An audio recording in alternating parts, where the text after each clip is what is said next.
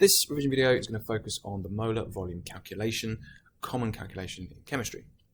So, first key fact to recall is that equal volumes of gases at constant temperature and pressure contain an equal number of gas molecules. So I've tried to emphasize that with the three balloons here, one with chlorine, one with carbon dioxide, and one with oxygen. Imagine those balloons have equal volumes and that they're at constant temperature and pressure. Now the molecules inside them are incredibly small, and we can basically assume they have negligible volume. But gases, or gas molecules, are travelling exceptionally quickly. They have lots of kinetic energy and they are filling the spaces they occupy. Therefore, it doesn't matter what molecule you're dealing with because they're all so small, they all occupy similar volumes because all the molecules are travelling very quickly. That means, therefore, the other key fact here is that 1 mole of any gas, therefore, if they're all basically very small things, will occupy the same volume.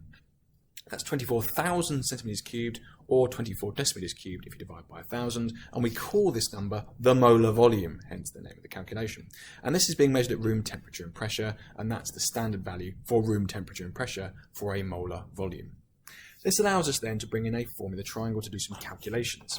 We can therefore assume that to work out the moles of any substance which is a gas, as long as we know its volume, we can work it out how many moles there are, because we divide by the molar volume, 24 decimeters cubed, to convert that into moles.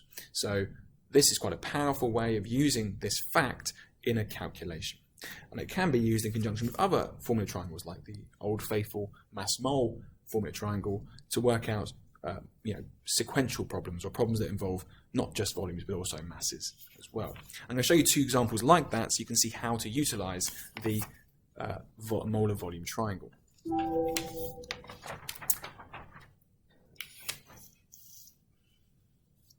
So, imagine you were asked to calculate the volume of hydrogen gas at room temperature and pressure, which can be obtained by reacting 0.240 grams of magnesium with an excess of dilute sulfuric acid. So you're given the equation, the balanced equation, and don't forget that the acid is in excess, so it's going to go to completion. The important thing is that only the magnesium is the limiting factor, and it's being completely reacted. So we've got 0.240 grams of magnesium. I don't want to use mass, I want to use moles. So I need to convert this from mass to moles, and that is using the mass-mole triangle. So moles equals mass over atomic mass, and the atomic mass of magnesium for the periodic table is 24. So if I do 0.240 grams divided by 24, I will get 0.01 moles of magnesium. Now I know how many moles of magnesium, I need to work out how many moles of hydrogen that will generate when it reacts. So I'm now looking at the ratio in the balanced equation, and it looks like it's a 1-to-1 ratio of magnesium to hydrogen. So if I know it's a 1-to-1 ratio, I'm also therefore going to form 0.01 moles of hydrogen gas. Now I can bring in the molar volume formula triangle, because I now have a mole value, and if I times that by the molar volume, I can work out the actual volume of gas being generated. So if I do 0.01 times 24 decimeters cubed, I can work out that we have 0.24 decimeters cubed, or in other words, 240 centimeters cubed if I times by 1,000 of hydrogen gas being generated. Second example is kind of working in the opposite direction. What mass of potassium nitrate would have to be heated to produce 1 decimeter cubed of oxygen at room temperature and pressure? So here's my reaction. I've got 2 moles of potassium nitrate decomposing when heated into 2 moles of potassium nitrite and oxygen gas. So first of all, how am I going to work out how many moles of oxygen gas 1 decimeter cubed represents?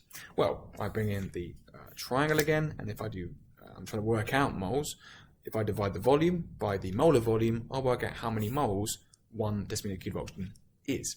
So 1 decimeter cubed divided by 24 decimeters cubed equals 0.0417 moles of oxygen gas. I actually want to know how many moles of potassium nitrate that came from. So I'm going to use the molar ratio. In this case, it's a 2-to-1 ratio of potassium nitrate to oxygen. In other words, it's a 1-to-2 ratio of oxygen to potassium nitrate.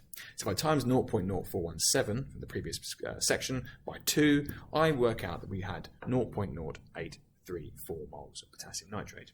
The question was actually asking me what mass, not what amount in moles. So then I bring back in the mole mass conversion triangle. So I want to work out mass, which is equal to moles times the RFM of potassium nitrate. That's the last section. So I need to times 0.0834 by the relative volume mass of potassium nitrate.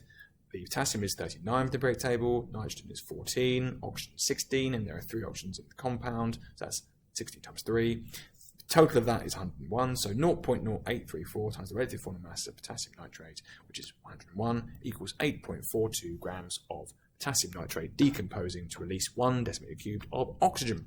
So there you go, guys, how to utilize the molar volume formula triangle correctly.